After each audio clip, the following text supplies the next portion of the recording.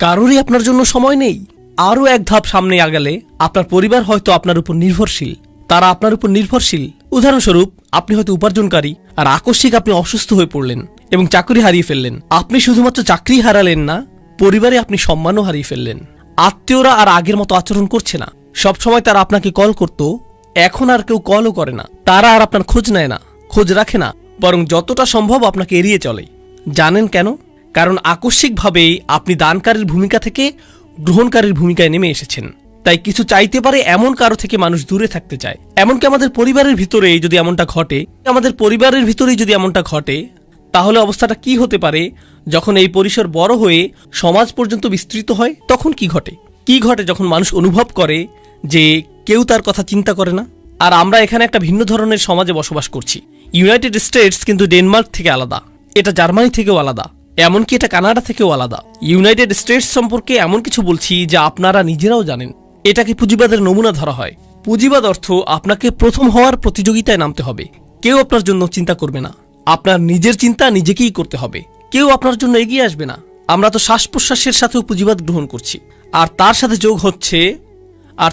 যোগ হচ্ছে আমাদের সমষ্টিগত জীবন। এটা সত্য যে যদিও আমাদের মধ্যে কিছুটা হলেও সালাম এবং দোয়া বিনিময়ের ভ্রাতৃত্ব সম্পর্ক রয়েছে, এটা নেহাত আনুষ্ঠানিকতার সীমা অতিক্রম করে না। কিন্তু এটা প্রকৃত ভ্রাতৃত্ব নয়। প্রকৃত ভ্রাতৃত্ব পরীক্ষার একটা পদ্ধতি বলে দিচ্ছি। আমি যদি আসলেই সমস্যার মধ্য দিয়ে যাই, তৎক্ষণাৎ এমন কারো কথা কি মনে পড়ে যাকে আমি কল করতে পারি? কাকে কল করার কথা তাৎক্ষণিক আমার মনে পড়ে? মসজিদের ভাইদের কথা কি মনে পড়ে? যাদের সাথে আমি চলি তাদের কথা কি মনে পড়ে? কার কথা মনে পড়ে? আপনি যদি সেরকম কাউকে পান, তাহলে আপনার জীবনে কিছুটা ভ্রাতৃত্ব রয়েছে। কিন্তু আপনি যদি দুইবার ভাবেন, এই ব্যক্তিকে বললে সে আমার সম্পর্কে কি ভাববে, এই ব্যক্তিকে বললে সে কিভাবে এটা আমার বিরুদ্ধে ব্যবহার করবে, আপনাকে যাচাই বাছাই করতে হয় আপনার সমস্যাটি কোনো ব্যক্তিকে খুলে বলবেন কিনা, কারণ আপনি নিশ্চিত না যে সে এই কথা আরো 20 জনের সাথে বলে বেড়াবে কিনা। তখন আপনি ঈদের দিনে উত্তপ্ত আলোচনার বস্তুতে পরিণত হবেন। জানেন ওই ভাইটি আমাকে কি বলেছে, কি ঘটেছে তার সাথে? ও মাই গড! আপনি অন্য কারো উপভোগের গল্পে পরিণত হতে চান না, এই জন্য নিজের মুখ বন্ধ রাখেন। জানেন এর অর্থ কি? আপনার জীবনে ভ্রাতৃত্ব অনুপস্থিত। একজন ইমানদার অপর ইমানদারকে যে সতর প্রদান করার কথা, সেটা আপনার তা নেই। আসুন আরো এক ধাপ এগিয়ে যাই। সেই আয়াতটিতে যাওয়ার আগে যা আমি আসলেই আপনাদের সাথে শেয়ার করতে চাই, আরেক ধাপ এগিয়ে যাই। আমাদের সমাজে এমন তরুণ অথবা বৃদ্ধ মানুষ রয়েছেন যারা ব্যর্থ হয়েছেন। ব্যর্থতাও জীবনেরই অংশ। আপনি কোনো পরীক্ষায় অকৃতকার্য হলেন, এটা ঘটতেই পারে। চাকুরির পরীক্ষায় ব্যর্থ হলেন, এটা ঘটতেই পারে। আপনি ধর্ম পালনে ব্যর্থ হতে পারেন। কোনো তরুণ হতাশার শিকার হয়ে মদ্যপান শুরু করতে পারে, এটা ঘটতে পারে। কেউ হারাম সম্পর্কে জড়িয়ে পড়তে পারে, এরপর ড্রাগ, মদ্যপান এবং এ জাতীয় আরো অন্ধকার পথ বেছে নিতে পারে। আরো খারাপ পথেও যেতে পারে।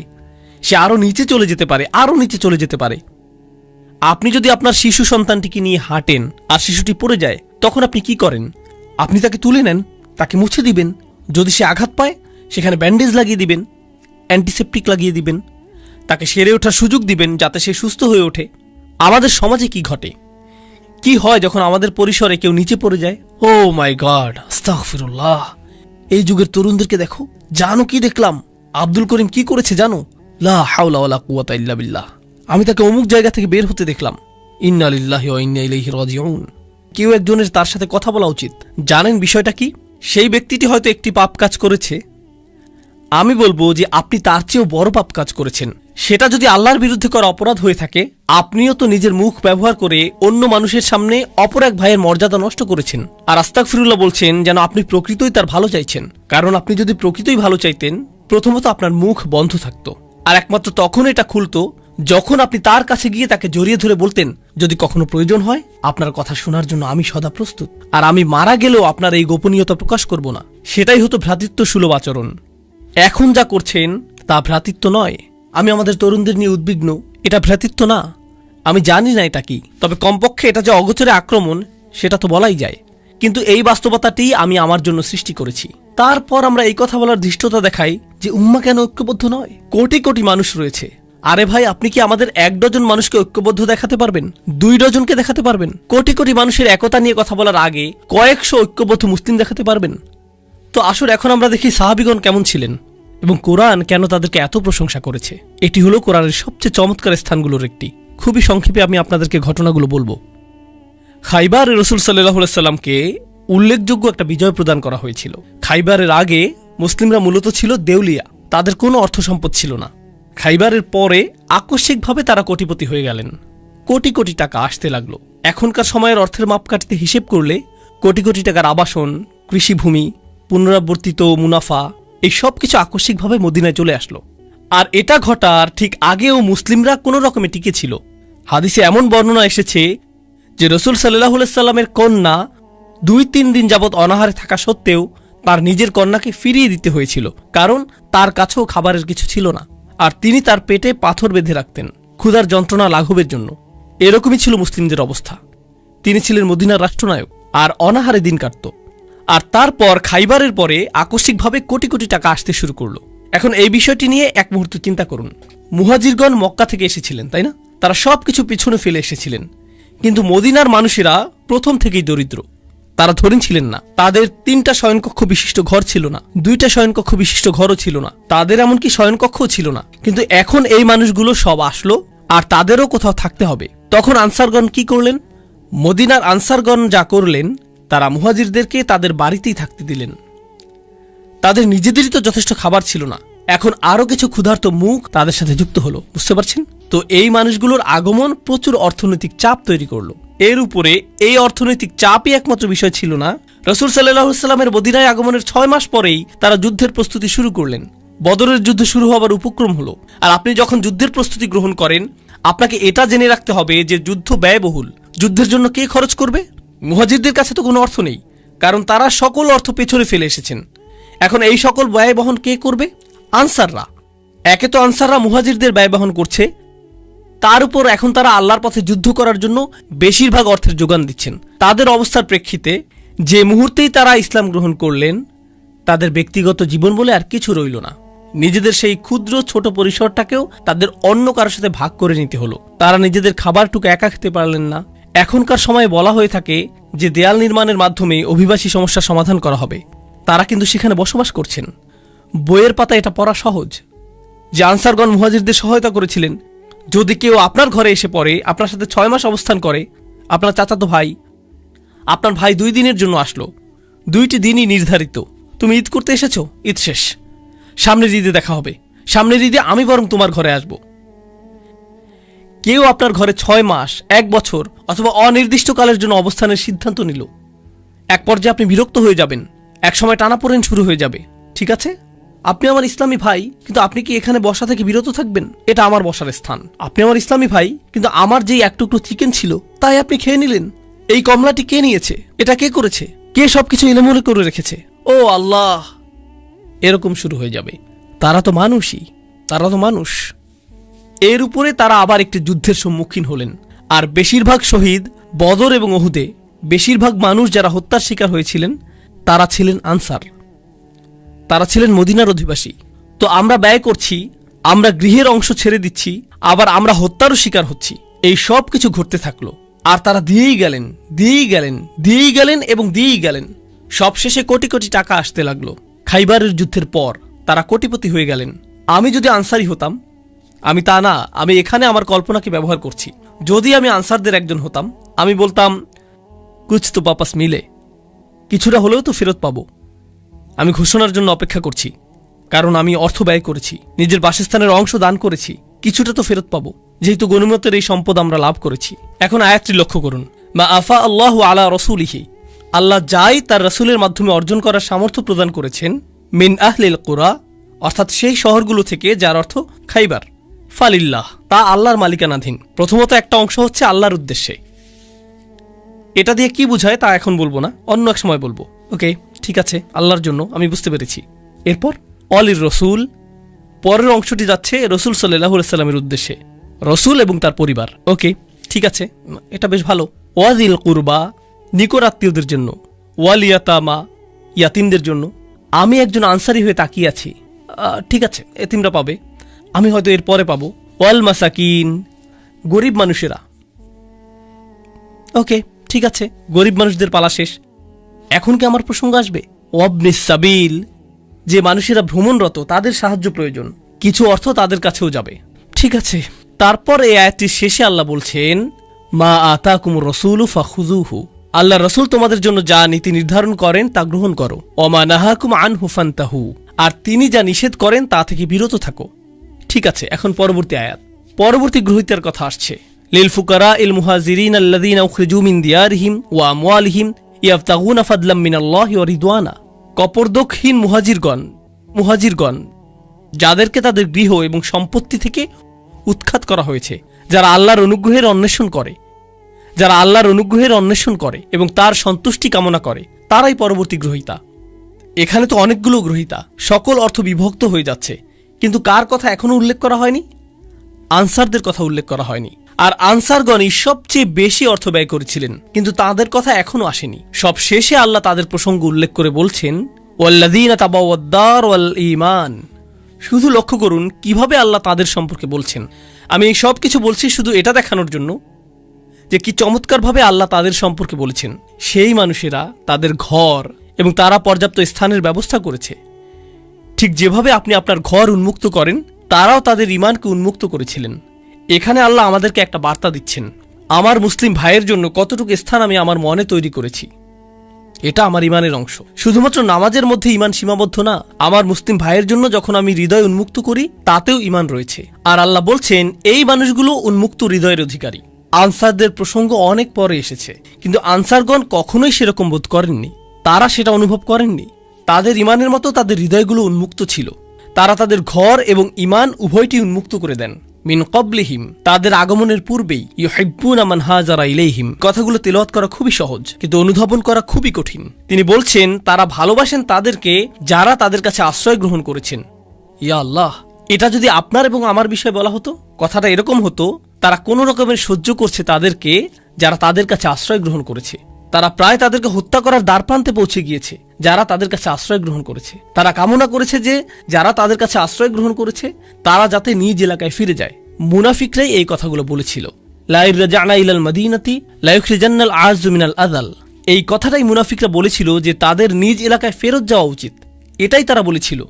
তো এর অর্থ কি? আপনার মুসলিম ভাইয়ের জন্য হৃদয় উন্মুক্ত করা, তার সকল প্রয়োজন পূরণ করা, শুধুমাত্র অর্থনৈতিক প্রয়োজনই না, এর দ্বারা শুধুমাত্র অর্থনৈতিক সাহায্যই বোঝাচ্ছে না, এর দ্বারা বোঝাচ্ছে যে আপনি নিজের হৃদয়ে স্থান তৈরি করবেন যাতে কোনো একজন আক্ষরিকভাবেই আপনার গৃহে আশ্রয় পেতে পারে। তাই আল্লাহ বলছেন, ইউহিব্বুনা মান হাজারা ইলাইহিম ওয়ালা ইয়াজিদুনা ফি সুদুরিহিম হাজাতাম মিম্মা উতু। অর্থাৎ যেই দায়িত্ব তাদেরকে প্রদান করা হয়েছে তার কারণে তারা নিজেদের হৃদয়ে কোনো অস্বস্তি রাখে না, তারা কখনোই অস্বস্তি অনুভব করে না, কারণ তারা কাউকে সহায়তা করছেন। তারা কখনোই অস্বস্তি বোধ করেন না, কারণ সে আমার ভাই, সে আমার বোন, সে আমার পরিবার। আল্লাহ বলেছেন যে সেটা আমার পরিবার। লা ইলাহা ইল্লাল্লাহর এই বন্ধন রক্ত সম্পর্কের চেয়েও বেশি। এটাই একমাত্র গুরুত্বপূর্ণ বিষয়। পরিবার সবার আগে, উম্মাহ সবার আগে, এটাই ছিল তাদের মনোভাব। আপনি অভিবাসন সংকট নিয়ে চিন্তা করেন। আমরা যেহেতু আমেরিকায় বসবাস করছি, আমরা চিন্তা করি মেক্সিকান অভিবাসীদের কথা, অবৈধ অভিবাসী এবং শরণার্থীদের কথা, তাই না? মুসলিম বিশ্বে যান, পাকিস্তানে যান, সেখানে আফগানি অভিবাসীরা রয়েছেন। মালয়েশিয়াতে যান, সেখানে ভারতীয় অভিবাসীরা রয়েছেন, ভারতীয় মুসলিম। বিভিন্ন মুসলিম দেশে যান, সেখানে অন্য দেশের মুসলিম অভিবাসী রয়েছেন। তুরস্কে যান, সেখানে সিরিয়ান অভিবাসী রয়েছেন। আর তারা উভয়ই মুসলিম। সেখানে বক্তব্যটি কি? মুসলিমদের মনোভাব সেই মুসলিমদের প্রতি যারা তাদের কাছে স্থানান্তরিত হয়েছে, সেই মনোভাবটা কেমন? এই সকল স্থানে এবং অন্য আরও স্থানে ট্রাম্প যেভাবে অভিবাসীদের নিয়ে কথা বলে, তারাও তাদের সম্পর্কে ঠিক সেভাবেই কথা বলে। প্রকৃতপক্ষে তারা এর চেয়েও খারাপভাবে কথা বলে, ট্রাম্প বরং উত্তম বলে। সেই ব্যবহার লক্ষ্য করুন এবং লক্ষ্য করুন যে কোরআন কি বলছে, ইউহিব্বুনা মান হাজারা ইলাইহিম। মুসলিম বিশ্বেই অন্য মুসলিম দেশ থেকে আগত কত হাজার মানুষকে সীমানায় আটকে দেওয়া হয়েছে। সেখানে তারা মূলত ক্যাম্পে বসবাস করছেন, তারা এমনকি ভেতরেও প্রবেশ করতে পারছেন না। আর তারা প্রজন্মান্তরে সেখানে রয়েছেন। শিশুরাও একই ক্যাম্পগুলোতেই জন্মেছে এবং বেড়ে উঠছে। ওয়ালা ইয়াজিদুনা ফি সুদুরিহিম হাজাতাম মিম্মা উতু ওয়া ইউসিরুনা আলা আনফুসিহিম ওয়ালাউ কানা বিহিম খাসাসা। তারা নিজেদের উপর অন্যদেরকে প্রাধান্য দেয়, যদিও তারা নিজেরা অভুক্ত অবস্থায় থাকে। তারা নিজেদের উপরে অন্যদেরকে অগ্রাধিকার দেয়। তারা অন্যদের জন্য নিজেদের প্রয়োজনকে তুচ্ছ করে দেখেন, যদিও তারা অনাহারে থাকেন। এটা বেশ উঁচু মানদণ্ড। আল্লাহ বর্ণনা দিচ্ছেন যে পরিমাণ অর্থ এসেছে তা নির্ধারিত আল্লাহর জন্য, রাসূলের জন্য, দরিদ্র কপরদকহীন মানুষদের জন্য, মুহাজিরদের জন্য। আর তারপর তিনি আনসারদের কথা অসাধারণভাবে বর্ণনা করলেন। এত দীর্ঘ আয়াত উৎসর্গকৃত হয়েছে শুধুমাত্র আনসারদের জন্য আর তাদের কৃতকর্মের জন্য। আর তিনি শেষ করেছেন এই বলে যে ওমা ইউকা শুহা নাফসিহি ফাউলাইকা হুমুল মুফলিহুন। যে নিজেকে লোভ ও স্বার্থপরতা থেকে রক্ষা করতে পারবে সেই সফল। আমার সুরক্ষা প্রয়োজন আমার নিজের একটা অংশ থেকে। আমার নিজের ভিতরে রয়েছে লোভ এবং স্বার্থপরতা, আমাদের সকলের মধ্যে এটা রয়েছে। আল্লাহ বলেছেন আমাদের ভিতরে সুহ রয়েছে, আর আমাদের সুরক্ষা প্রয়োজন শুধুমাত্র শয়তানের কাছ থেকেই না, আমার সুরক্ষা প্রয়োজন আমার নিজের সুহ থেকেও। যে সকল মানুষ তাদের ভিতরের এই দুর্বলতা থেকে মুক্ত হতে পারবে তারাই সাফল্য অর্জন করবে। ফাউলাইকা হুমুল মুফলিহুন। আমি চাই যে আমি নিজে এবং আপনারা আমাদের নিজস্ব পরিসরে পুনরায় চিন্তা করা শুরু করি যে ঐক্য অর্থ আসলে কি। কারণ কোরআনে বর্ণিত ঐক্য হলো নিজের ভেতরে অনুভূত ঐক্য। এটা সেরকম ঐক্য না যা শুধু বাহ্যিকভাবে দেখতে ঐক্যের মতো। এটা ঐক্য না যে আমরা একই রকম কথা বলি, অথবা আমরা একই রকম পোশাক পরি, অথবা আমরা একই মাযহাব অনুসরণ করি তাই আমরা ঐক্যবদ্ধ, আমাদের দাড়ির দৈর্ঘ্য সমান তাই আমরা ঐক্যবদ্ধ, অথবা আমাদের কাপড় সমান মাপে টাকনুর উপর থাকে তাই আমরা ঐক্যবদ্ধ, আমরা একই বক্তার আলোচনা শুনি তাই আমরা ঐক্যবদ্ধ। এগুলো সবই অযৌক্তিক, এগুলো সবই অর্থহীন। প্রকৃত ঐক্য হলো যখনই আপনি কোনো মুসলিম ভাইকে দেখেন, যেই মুহূর্তে তিনি আপনাকে সালাম দেন অন্য সকল প্রতিবন্ধকতা অদৃশ্য হয়ে যায়। ওয়ালা তাকুলু লিমান আলকা ইলাইকুমুস সালামা লাস্তা মুমিনান। এটুকুই যথেষ্ট। তারা আপনার ভাই, আপনি তাদের জন্য সদা প্রস্তুত, তারা আপনার জন্য সদা প্রস্তুত। আমরা ঐক্যের প্রকৃত অর্থ জানব না যদি আমরা এটা নির্মাণ না করি, যদি আমরা এটাকে লালন না করি। আর আপনি এবং আমি এটাকে লালন করতে পারবো যদি আমাদের নিজেদের ব্যক্তিগত পরিসর থেকে ঐক্যের চর্চা সৃষ্টি করা শুরু করি এবং মানুষের সাথে সম্পর্ক তৈরি শুরু করি। এই বিষয়ে আমি সর্বশেষ একটি কথা বলবো, ইতিমধ্যেই বক্তব্য দীর্ঘায়িত হয়ে গিয়েছে। সর্বশেষ যে কথাটি বলবো তা হলো, আমি 18-19 বছর বয়স থেকেই মুসলিমদের মাঝে কাজ করছি। খুতবা, দার্স এবং সক্রিয় কার্যক্রমগুলোতে যুক্ত ছিলাম। এটা প্রায় 25-26 বছর আগের কথা। আমি এই কার্যক্রমে দীর্ঘ সময় ধরে সংযুক্ত। আমি অনেক হালাকায় যোগ দিয়েছি, অনেক ইমামের সাথে ঘুরে বেরিয়েছি এবং যারা ইসলামী সম্মেলনের আয়োজন করে এই মানুষদের পরিসরে যুক্ত ছিলাম। আর এই পরিসরে আপনি বন্ধুত্ব তৈরি করেন, তাদের সাথে আপনি কথা বলেন ইসলাম নিয়ে, আপনি কথা বলেন উম্মার সমস্যা নিয়ে, আপনি অমুক আয়াত নিয়ে কথা বলেন, আপনি অমুক হাদিস নিয়ে কথা বলেন, আপনি ইতিহাস নিয়ে কথা বলেন। জানেন এই 25 বছর যাবৎ আমার পরিসরের মধ্যে একটা জিনিস রয়েছে যা নিয়ে কেউ কথা বলেনি, আর আমিও এটা নিয়ে কারোর সাথে কথা বলিনি। আর তা হলো তাদের ব্যক্তিগত জীবনে তারা কি কি সমস্যার মধ্য দিয়ে যাচ্ছেন। আমার পরিসরের মধ্যে এমন মানুষ ছিলেন যারা সকল ধরনের সমস্যার সাথে লড়াই করে যাচ্ছিলেন। বিষণ্ণতা, দুশ্চিন্তা, এমনকি কখনো কখনো আত্মহত্যার চিন্তা, বিবাহ বিচ্ছেদের কষ্ট, সন্তান লালন পালন, ভিসা বাতিল হওয়া, সব ধরনের সমস্যা ঘটে যাচ্ছে। আপনার জানার বাইরে থেকে যাচ্ছে, কারণ তারা এটা জানে যে এসব বিষয়ে কথা বলার জায়গা এটা না। তাদের মনোযোগের কেন্দ্রবিন্দু হলো শুধু হালাকা। তাদের মনোযোগ হলো তুমি কি এই প্রোগ্রামটা করতে পারবে, এটাই তাদের মনোযোগের বিষয়, এটুকুই। আর তুলনা করার জন্য আমি খ্রিস্টানদের একটা গির্জায় গিয়েছিলাম শুধু দেখার জন্য যে তারা কি করে। এক বুধবার রাতে গিয়েছিলাম, এখানকার স্থানীয় একটা গির্জা। তারা গোল হয়ে বসে, প্রথমে 5-7 মিনিট তারা গান গায় এবং এই জাতীয় কিছু কাজ করে। এরপর 1 ঘন্টা অতিবাহিত করে। জানেন সেই 1 ঘন্টায় তারা কি করে? সেখানকার পাদ্রী একজনকে বললেন, এই তোমার নাম কি? আমার নাম ফ্রাঙ্ক। তোমার নিজের সম্পর্কে কিছুটা বলো ফ্রাঙ্ক। এটা এটা এটা এটা তোমার এমন কি কোনো বিষয় আছে যার জন্য আমরা সবাই প্রার্থনা করতে পারি? হ্যাঁ, আমার মেয়ে আমার সাথে কথা বলে না, সেজন্য প্রার্থনা করুন। সকলে আসুন ফ্রাঙ্কের জন্য প্রার্থনা করি। পরবর্তী ব্যক্তি, পরবর্তী ব্যক্তি, পরবর্তী মহিলা, তুমি কি সমস্যা রয়েছো? আসো তোমার জন্য প্রার্থনা করি। কল্পনা করতে পারেন তারা এভাবে কথা বলছে, আর এই মানুষগুলো একে অপরকে চিনেও না। সব শেষে তারা একে অপরকে আলিঙ্গন করলো। এরপর এক ব্যক্তি এসে বলল, আমার মেয়ের সাথেও আমার একই রকম অবস্থা ছিল, আমরা কিন্তু যোগাযোগ রাখতে পারি, মাঝে মাঝে এই বিষয়ে কথা বলতে পারি, এটা অনেক বড় প্রাপ্তি। আর আমি বিস্মিত হয়ে এটা দেখছিলাম। আমাদের সত্য ধর্মের অনুসারী হওয়ার কথা ছিল, আমাদের হওয়ার কথা ছিল আদিল্লাতিনা আলাল মুমিনিন, আমাদের হওয়ার কথা ছিল ইউসিরুনা আলা আনফুসিহিম। আমি দেখলাম যে এই সবগুলো আয়াতই এমন মানুষেরা চর্চা করছে যারা আমাদের ধর্মের ভিতরের কেউ না। আর এত বছর ধরে আল্লাহর ঘর মসজিদে এবং মুসলিম পরিবেশে থেকেও আমি এটা দেখিনি। যা আছে তা খুবই সামান্য। আমাদেরকে যত্নশীলতার সাথে লালন করতে হবে, ভ্রাতৃত্বের লালন করতে হবে। এখান থেকে ঐক্য আসবে। এটা বক্তব্য, আলোচনা এবং ভিডিও থেকে আসবে না। এটা আসবে যখন আপনি এবং আমি আসলেই সম্পর্ক তৈরি করব, গভীর সম্পর্ক। আল্লাহ আমাদেরকে একটি খাঁটি ঐক্যের অধিকারী মানুষে পরিণত করুন, আর আমাদেরকে একে অপরের প্রতি আন্তরিক করে দিন। তিনি আমাদের সম্পর্কের কৃত্রিমতা ও কপটতা দূর করে দিন। তা হলো ফিতনা। এটি কোরআনে অনেকবার বিভিন্ন আঙ্গিকে ব্যবহৃত হয়েছে এবং আমরা একে অপরের সাথেও এটি ব্যবহার করি। এটি একটি বড় ফিতনা। সমাজের মধ্যে কি এক নতুন ফিতনা উদ্ভব হয়েছে, বা তরুণরা অনেক ফিতনার সম্মুখীন হচ্ছে, ইত্যাদি ইত্যাদি ইত্যাদি। তো এই পরিভাষাটি মুসলিম সংস্কৃতির একটি অংশ হয়ে উঠেছে। আমরা এটি সারাক্ষণ ব্যবহার করি। এর অর্থ কি সে সম্পর্কে আমাদের একটি নির্দিষ্ট ধারণা রয়েছে। আমি এই খুতবায় যা করতে চাই তা হলো প্রথমে তুলে ধরা যে শব্দটি তার মূল ভাষায় কি অর্থ বহন করে, ইসলাম পূর্ব আরবরা এই শব্দটিকে কিভাবে বুঝত, এবং তারপর আমি 3টি উপায় তুলে ধরতে চাই যেখানে আল্লাহ এই শব্দটি ব্যবহার করেছেন সামগ্রিকভাবে। যদিও এটি ভিন্ন ভিন্ন অনেক উপায়ে ব্যবহৃত হয়েছে, আপনি যদি সেই শব্দগুলোকে সংগ্রহ করে শ্রেণীবদ্ধ করার চেষ্টা করেন আপনি 3টি ধরন পাবেন। এই 3টি ধরন বুঝলে তা আমাদেরকে আমাদের দ্বীনকে আরো ভালোভাবে বুঝতে এবং আমাদের জীবন ও পরিস্থিতিকে আরো ভালোভাবে বুঝতে সাহায্য করবে। তো আমি শুরু করছি এই শব্দটির আদি অর্থ কি ছিল তা দিয়ে। আরবরা এভাবে শব্দটি ব্যবহার করত, ফাতানা যাহাব। তারা এটি ব্যবহার করত যখন তারা স্বর্ণ বা কোনো ধাতু পরিশোধন করত, কারণ ধাতু দূষিত অবস্থায় থাকতে পারে, এর গভীরে খাদ থাকতে পারে। আর যখন আপনি স্বর্ণ গলিয়ে ফেলেন এবং চরম তাপের নিচে রাখেন তখন গভীরে প্রথিত থাকা সমস্ত দূষণগুলো গলে যেতে শুরু করে। অবশেষে স্বর্ণটি ফিতনা নামক প্রক্রিয়ার মধ্য দিয়ে যায়। আর এই কারণেই যে ব্যক্তি স্বর্ণ নিয়ে এই কাজটি করত তাকে বলা হতো ফাত্তান। ফাত্তান। তারা এই শব্দটি গাছের পুরো বাকল বা কাঠ বা অন্য কিছুর জন্যও ব্যবহার করত, যা তাদের কিছুটা গলাতে বা কিছুটা গরম করতে হতো যাতে এটিকে সোজা করা যায়। এই প্রক্রিয়াটিকেও ফিতনা প্রক্রিয়া বলা হতো। একইভাবে কাঠমিস্ত্রি বা খোদাইকারী যে কাঠকে পরিবর্তন করে এবং কেটে ফেলে এবং এটিকে সম্পূর্ণ নতুন কিছুতে পরিণত করে তাকে বলা হতো ফাইতান। ফাইতান। আর মাফতুন শব্দটি দিনার অর্থাৎ মুদ্রার জন্য ব্যবহৃত হতো, কারণ মুদ্রাগুলোর উপর রাজা বা কোনো একটি দেশের প্রতীক থাকতে হয়। এমনকি এখনো মুদ্রাগুলির উপর এক ধরনের চিত্র থাকে যা সেগুলিতে খোদাই করা হয়, এবং এটি করার জন্য ধাতুকে নির্দিষ্ট ছাঁচের আকৃতি দিতে চরম তাপ বা চরম চাপের প্রয়োজন হয়। আর এ কারণেই এটিকে বলা হয় মাফতুন। খোদাই করা কোনো মুদ্রাকে মাফতুন মুদ্রা বলা হয়। এটিই ছিল এই শব্দটির আদি অর্থ। এখান থেকেই ধারণাটি এসেছে।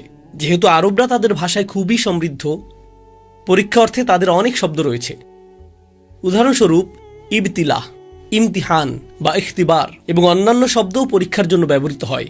কিন্তু ফিতনা এমন পরীক্ষার জন্য ব্যবহৃত হয় যা আপনার অভ্যন্তরে গভীরে গিয়ে পুড়িয়ে ফেলে। অথবা ফিতনা হলো এমন একটি পরীক্ষা যা আপনাকে গভীরতম স্তর পর্যন্ত পরীক্ষা করে। এটি একটি গভীর পরীক্ষা, অত্যন্ত গুরুতর একটা পরীক্ষা, এমন পরীক্ষা যা এমনকি পুড়িয়ে দেয়। সেই পরীক্ষায় উত্তীর্ণ হওয়ার জন্য আপনাকে যন্ত্রণার মধ্য দিয়ে যেতে হয়। এই ধরনের পরীক্ষাকে বলা হয় ফিতনা। সুতরাং এটি কোনো ছোট বিষয় নয় যার মধ্য দিয়ে একজন মানুষ যায়, তাই না? আর অবশ্যই আমরা জানি, প্রত্যেক মুসলিম জানে, এই গোটা জীবনটাই একটা পরীক্ষা। এই জীবনের ভালো বিষয়গুলো একটি পরীক্ষা এবং এই জীবনের খারাপ বিষয়গুলোও একটি পরীক্ষা। কিন্তু কিছু পরীক্ষা অন্য পরীক্ষার তুলনায় কঠিনতর। যখন সেই পরীক্ষাগুলো অত্যন্ত কঠিন হয় তখন সেগুলোকে বলা হয় ফিতনা। তো এটা প্রথম বিষয় যা আমি চাই আপনারা উপলব্ধি করুন। দ্বিতীয় বিষয়টি হলো 3 ধরনের ফিতনা রয়েছে যা নিয়ে আল্লাহ কোরআনে কথা বলেছেন। একটি আসে স্বয়ং আল্লাহর পক্ষ থেকে, তিনি বিভিন্নভাবে এ বিষয়ে কথা বলেছেন। তবে এই দুনিয়াতে ফিতনা আসার একটি উপায়, প্রসঙ্গত এই দুনিয়াতে ফিতনা রয়েছে এবং ফিতনা রয়েছে আখিরাতেও। ইয়াউমা হুম আলান নারি ইফতানুন। সেই দিন তাদেরকে আগুনের উপর ফিতনায় ফেলা হবে। সেটা হবে বিচার দিবসে। তারা ফিতনার মধ্যে থাকবে। এর মানে কি? ঠিক যেমন আগুন ধাতুর গভীরে জ্বালায় এবং ভেতরের খাদ গলিয়ে দেয়, সেভাবেই আল্লাহ জাহান্নামের অধিবাসীদের ভেতরটা জ্বালিয়ে দেবেন। আর বিচার দিবসের এই অবস্থার জন্য তিনি ফিতনা শব্দটি ব্যবহার করেছেন। কিন্তু আমি এখানে আখিরাতের কথা বলছি না। এই দুনিয়ার পরিপ্রেক্ষিতে ফিতনা হলো 3 প্রকারের। আর এর মধ্যে প্রথমটি হলো আল্লাহ যখন কাউকে ফিতনায় ফেলেন। আপনাদের মনে রাখার জন্য সবচেয়ে সহজ উদাহরণ হলো আল্লাহ মুসা আলাইহিসসালাম সম্পর্কে বলেছেন, যখন মুসা আলাইহিসসালাম পর্বত শিখরে তার সাথে কথা বলেছিলেন, আল্লাহ তাকে বলেছিলেন, ওয়াফাতান্নাকা ফুতুনা, আমি তোমাকে বহুবার পরীক্ষা করেছি, আমি তোমাকে বহুবার ফিতনায় ফেলেছি। যখন তিনি জন্মগ্রহণ করেন সরকারি নির্দেশ ছিল সব শিশুকে হত্যা করা। এমনকি শিশুকালেও তিনি ফিতনায় পড়েছিলেন। তিনি ফিতনায় ছিলেন যখন তিনি এমন একটি ঝুড়িতে ছিলেন যা ডুবে যেতে পারত। তিনি ফিতনায় ছিলেন যখন তাকে ফেরাউনের ঘরে লালন পালন করা হচ্ছিল। তিনি ফিতনায় ছিলেন যখন তাকে মিশর থেকে পালাতে হয়েছিল। তিনি ফিতনায় ছিলেন যখন তিনি মিশরে ফিরতে পারছিলেন না। সুতরাং এই সবই ছিল ফিতনা যার মধ্য দিয়ে তিনি গিয়েছেন। এই সমস্ত কঠিন পরীক্ষার মধ্য দিয়ে তিনি গিয়েছেন এবং আল্লাহ বর্ণনা করেছেন কিভাবে মুসা আলাইহিসসালামকে ফিতনার মধ্যে ফেলা হয়েছিল।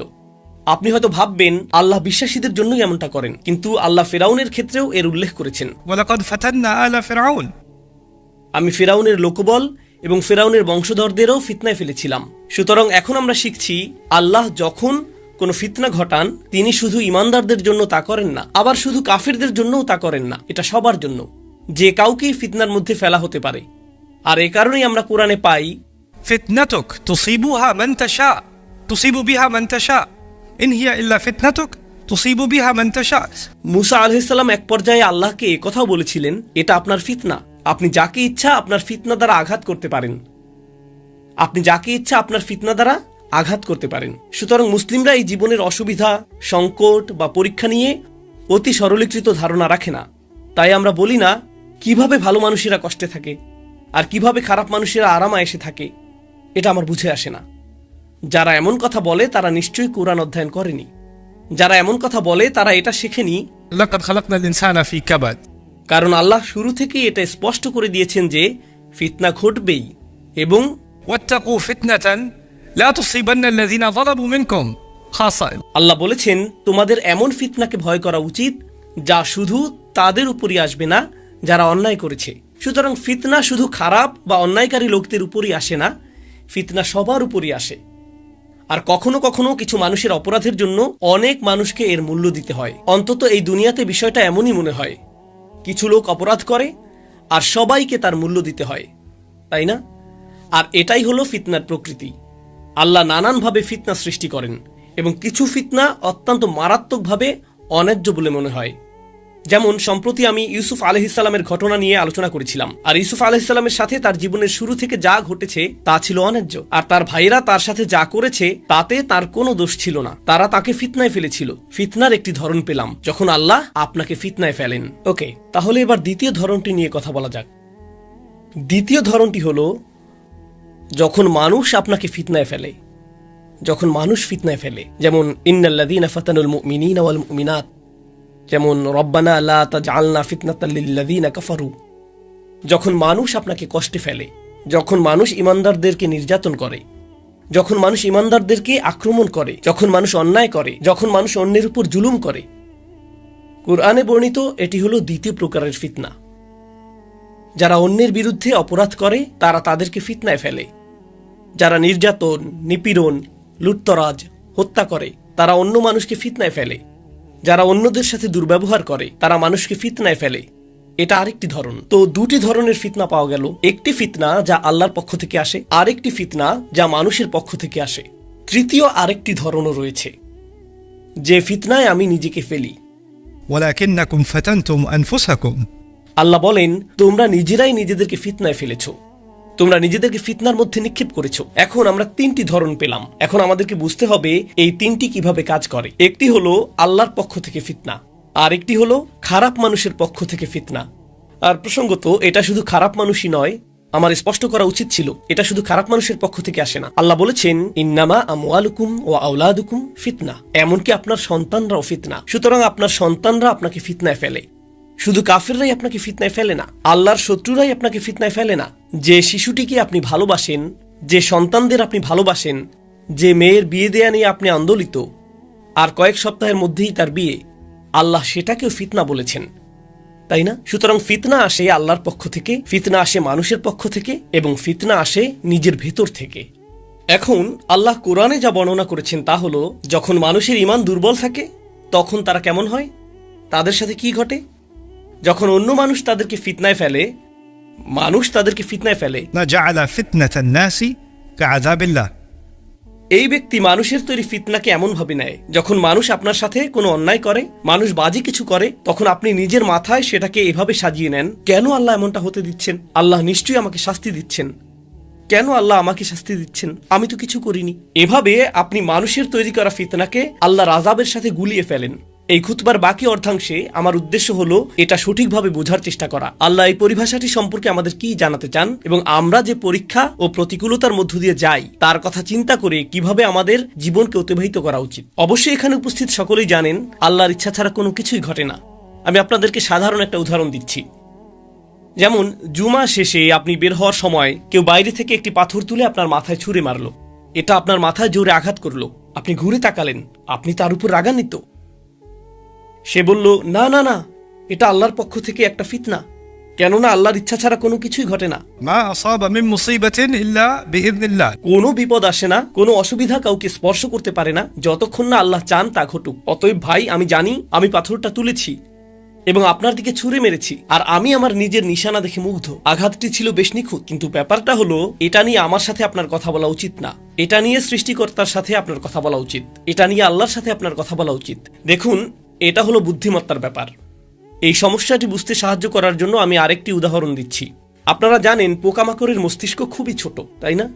আপনি যদি একটি পোকাকে বিরক্ত করেন এবং একটি কাঠি দিয়ে সেটিকে খোঁচা দিতে থাকেন, তখন এটি ওই কাঠির সাথেই লড়াই করতে শুরু করে।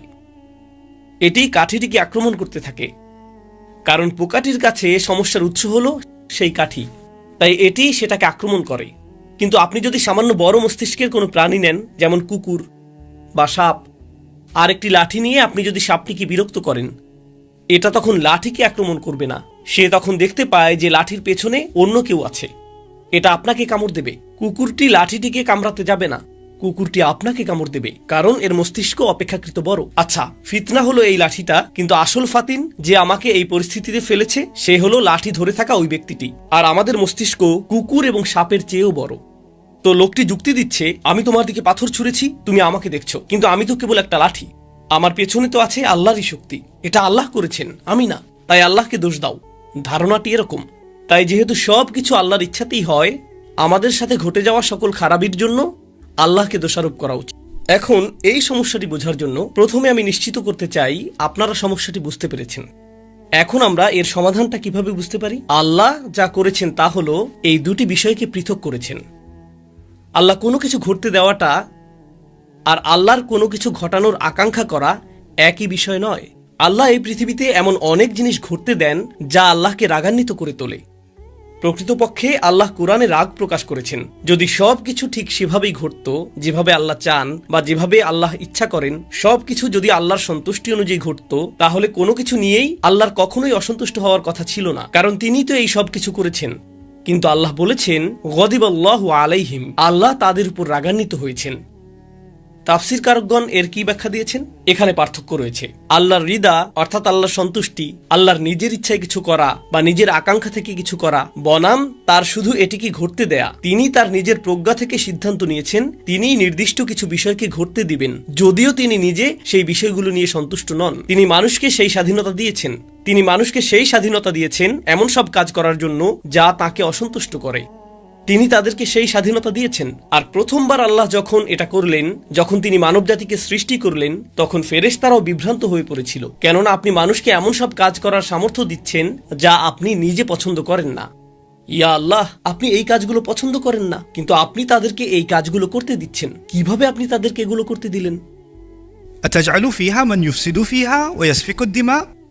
তারা এটা বুঝতে পারেনি। আর আল্লাহ বলেছেন, এই মানবজাতিকে আরো অনেক জটিল ও শক্তিশালী উদ্দেশ্যে সৃষ্টি করা হয়েছে, যা এমনকি ফেরেশতারাও তখন পর্যন্ত বোঝার জন্য প্রস্তুত ছিল না। ইন্নী আলামু মা লা তা'লামুন, আমি এমন কিছু জানি যা তোমরা জানো না। তিনি ফেরেশতাদের এই কথা বলেছিলেন। এখন আল্লাহ তাকে অসন্তুষ্ট করার স্বাধীনতা আমাকে দিয়েছেন। অন্য কারোর কথা ভুলে যান। আমি এখানে ফেরাউন বা শয়তানকে নিয়ে বলছি না, আমি আমার নিজের ব্যাপারে বলছি। আর আমাদের প্রত্যেকেরই নিজেকে নিয়ে ভাবা উচিত। আল্লাহ আমাকে তার অবাধ্য হওয়ার ক্ষমতা দিয়েছেন। আল্লাহ আমাকে স্বাধীনতা দিয়েছেন তাকে অসন্তুষ্ট করার, স্বাধীনতা দিয়েছেন তাকে রাগান্বিত করার, স্বাধীনতা দিয়েছেন গীবত করার, স্বাধীনতা দিয়েছেন অপবাদ দেওয়ার, স্বাধীনতা দিয়েছেন হারাম খাওয়ার, স্বাধীনতা দিয়েছেন অন্যকে আক্রমণ করার। তিনি আমাকে সেই স্বাধীনতা দিয়েছেন, তিনি আমাকে সেটা করার সামর্থ্য দিয়েছেন। সুতরাং আমি অভিযোগ করার আগে যে কিভাবে সে পার পেয়ে গেল, কিভাবে ও পার পেয়ে গেল, কিভাবে এই জালিম পার পেয়ে গেল, এই কথা বলার আগে আমার নিজেকে জিজ্ঞেস করতে হবে, কিভাবে আমি পার পেয়ে যাই, কিভাবে আমি পার পেয়ে যাই। এই কিছুদিন আগেই বিশ্বে যা ঘটছে এই বিষয়ে একজনের সাথে আমার কথা হয়েছিল। আর আমরা সবাই জানি গাজায় কি ঘটছে। আল্লাহ গাজার মুসলিমদের সাহায্য করুন এবং শহীদদেরকে জান্নাত নসিব করুন, আর তাদের পরিবারগুলোতে সবর দান করুন, এবং আমাদেরকে সেই ধরনের তাওয়াক্কুল ও ঈমানের এক বিন্দু হলেও দান করুন যা এই মানুষগুলো প্রদর্শন করেছে, এবং তাদেরকে বিজয় দান করুন। তো একজন এসে জিজ্ঞেস করলো, আল্লাহ কিভাবে এটা ঘটতে দিচ্ছেন? আল্লাহ কেন এটা থামিয়ে দিচ্ছেন না? কারণ এটা আল্লাহর পক্ষ থেকে ফিতনা। কেন আল্লাহ এটা থামিয়ে দিচ্ছেন না? তাহলে বিষয়টা দাঁড়াচ্ছে, চলুন এটা নিয়ে যুক্তিসঙ্গতভাবে ভাবা যাক। আপনি যদি চান আল্লাহ এটা থামিয়ে দিন, যদি চান আল্লাহ হস্তক্ষেপ করুন, তাহলে আপনি আর আমি যখন অবাধ্য হই, আল্লাহর কি হস্তক্ষেপ করা উচিত না? আপনি ঠিক কোথায় সীমা টানবেন? না, যদি তারা মানুষ হত্যা করে তবে আল্লাহর থামানো উচিত, কিন্তু তারা চুরি করলে সেটা তেমন খারাপ না, তখন আল্লাহর হস্তক্ষেপ না করলেও চলবে। অথবা আপনি যদি মিথ্যা বলেন, তখন না না না, আমার জিহ্বাকে সত্য বলতে বাধ্য করা যাবে না, না না, অতটা নিয়ন্ত্রণ না, কিন্তু নির্দিষ্ট সীমার পর আল্লাহর বিষয়গুলো থামিয়ে দেওয়া উচিত। আল্লাহ মানুষকে এই পৃথিবীতে পাঠিয়েছেন এবং তিনি তাদেরকে একে অপরের জন্য ফিতনায় পরিণত হওয়ার অনুমতি দিয়েছেন। আল্লাহ তাদের একে অপরের জন্য ফিতনা হতে দিয়েছেন। আর আমরা যখন একে অপরকে ফিতনায় ফেলি, মানুষ যখন একে অপরকে ফিতনায় ফেলে, আর তারপর আমরা বলি না না না, এটা আল্লাহর দোষ, আল্লাহ এমনটা করেছেন, কোনো মানুষ নয়, এটাই হলো আপনি যখন নিজেকে নিজে ফিতনায় ফেলেন। এটি তৃতীয় ধরন, এটা আল্লাহর পক্ষ থেকে, শুধু এই অর্থে যে আল্লাহ আপনাকে পরীক্ষিত হতে দিয়েছেন। আল্লাহ একটি পরিস্থিতি তৈরি করেন এবং আপনাকে পরীক্ষার সম্মুখীন হতে দেন, এটা দেখতে যে আপনি কেমন প্রতিক্রিয়া দেখাবেন, আমি কেমন প্রতিক্রিয়া দেখাবো, ব্যাস এইটুকুই। আপনারা জানেন, ইসলাম ছাড়া ভিন্ন ধর্মী আরো মানুষ আছে, তারাও কিন্তু স্রষ্টায় বিশ্বাস করে। কিছু মানুষ এক নিপীড়ক স্রষ্টায় বিশ্বাস করে, যে মানুষকে যন্ত্রণা দিয়ে মজা পায়, যে এই খেলা উপভোগ করে। যেমন পুরনো দিনের রাজারা তাদের বিনোদনের জন্য যা করত, তারা একটি স্টেডিয়ামে যেত, সেখানে একজন বন্দীকে বের করে আনতো আর একটা সিংহ বের করে আনতো।